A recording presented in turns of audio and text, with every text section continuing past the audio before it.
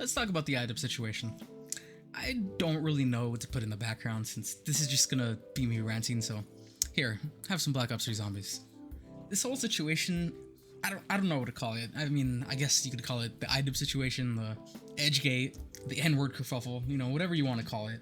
This thing has just completely enraptured me, and clearly so many others.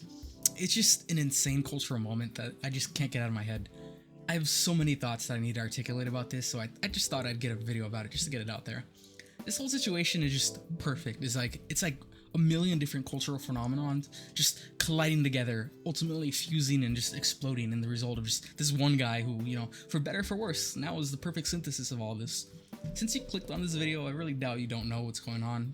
I suspect most of you are honestly tired of hearing about this guy at this point, but for a brief recap, iDubbbz was one of the titans of 2016 era edgelord YouTube. I mean, he was associated with like Maximofo and Filthy Frank, and they all kind of generally shared the same kind of audience. He made a bunch of videos of him messing around, being edgy in all the classic ways, you know, saying slurs and all.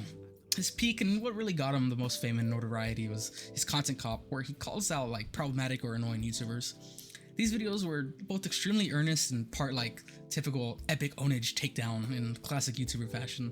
Usually in these situations where a creator has made problematic, so to speak, content in the past, you can honestly just completely write it off. 99% of the time, it's just no absolute value to the video.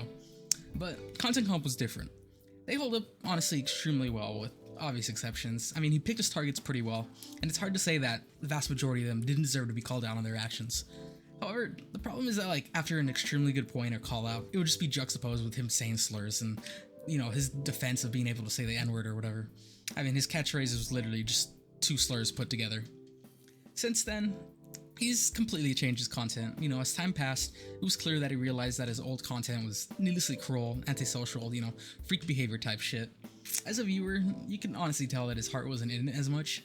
He sort of just disappeared for a while, uploading maybe like a few times a year, and made the type of videos that were completely different from what he used to do. A lot of it was just him ranting about like inane shit, or, you know, doing the Save the Squirrels videos for a while. Fans of his weren't happy with this, and he wasn't the same guy anymore, and honestly this is all culminated in the creator class drama, which is really what this is all about. A few days ago, he made a video clearly addressing his feelings about his old content and enlisted his content cops and made an apology, really though, where he talks very directly about how he feels. The reaction to this event has been insane in both directions. You have people mad he's not doing his edgy shit and slaying slurs, and then you have people that say they will never forgive him. In my opinion, I honestly don't think he deserves a flack. This apology was honestly one of the most genuine I've seen coming from a YouTuber. I think this is honestly the new bar that we should compare all others to.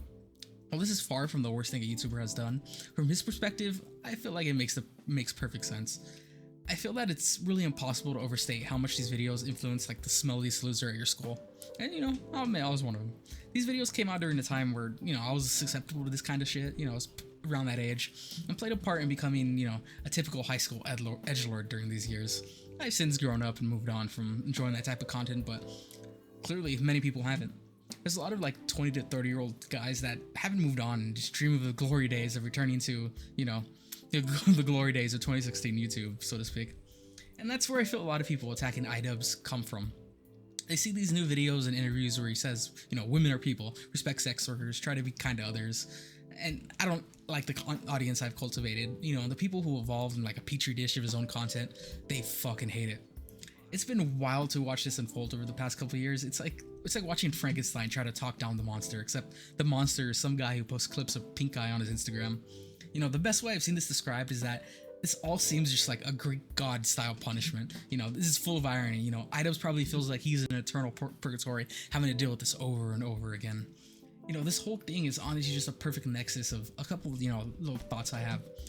You know, it's an example of how content creation rots your brain. You know, you're so desperate for attention that you keep getting more and more extreme in the hopes that you can keep getting reactions out of people, that eventually you just stray so far from who you once were that you don't recognize yourself. And this also is about how like content makes you visible at a certain cross section of your life when you made that video. And personal growth and, you know, changing who you are could be really damaging to your brand if that's what people associate, you know, with you. And this is also a bit about how like YouTube specific algorithm and how they constantly change it, and how in 2015, 2016, it pumped the fuck out of rants and like drama videos and that whole meta for a while. And this also goes to show like how much impact content aimed for a youngerish crowd, how much impact it can have, and just the real world implications of it that are not immediately apparent, which is something I think iDubbbz realizes. You know, one of the most powerful parts of his apology video is when he talks in the video about how at fan meets they were just agony for him because his fans were, you know, the typical disaffected antisocial freaks that you'd expect. And one of his stories that he tells is this one interaction where a trans person came up to him and said, "Hey, you know, I know you probably don't like trans people, but could I get a picture?" And he has this like crisis of realization that would probably shake anyone to the core. To anyone who has like a good heart and approaches things in good faith, or at least tries to, this should be enough to, you know, give iDubbbz a break, but of course, people just ignore it. So now, his situation is that he feels trapped by his old persona, followed by people he hates, and who gaze into the maw of 2016 online culture and, you know, took it as the word of God. And now that he's moved beyond them and asked them to grow up, get a life, move on, they're pretty much all saying, "No, this is how you're supposed to act forever. I looked up to you, you said be this way, and I will be this way forever and ever and ever."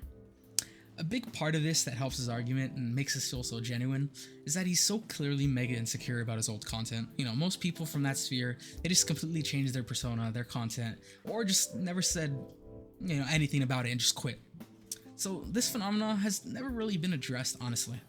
I have a feeling that a lot of content inspired edgelords who, you know, sought out this type of content with their ever increasing ferocity, you know, just going further and further down that rabbit hole.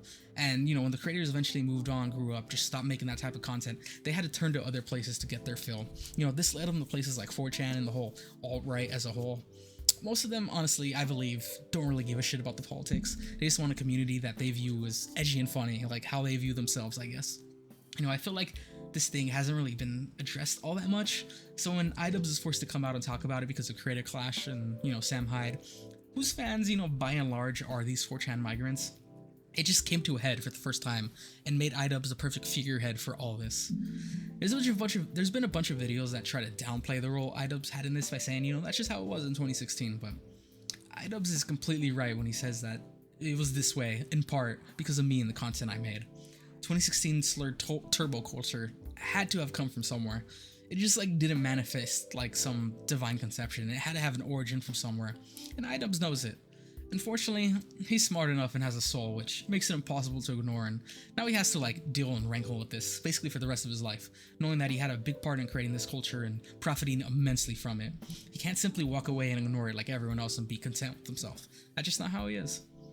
He even directly says it in his apology when he says something like, "I know this apology doesn't absolve me of anything. This is something that I will live with and in forever." And he's completely correct in this. He has to live with the fact that the moment he was in part responsible for produced hundreds and thousands of disaffected losers, and for a time was straight up the dominant cultural force, at least online for like a certain age demographic.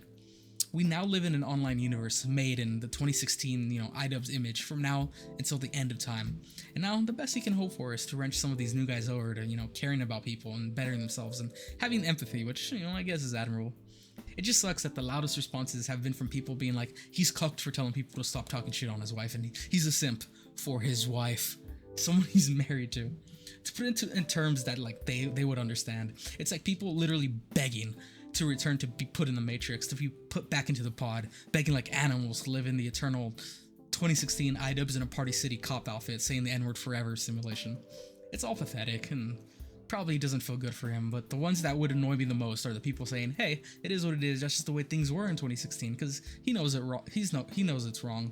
That's just the way things were, in part because of him, even if he knew it was wrong at the time, and he might have." I could honestly talk about this for hours. It's just such a wonderful thing to get a witness happening in real time. Just a massive step up from a usual YouTuber apology.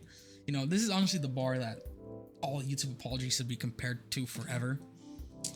But yeah, have a good one.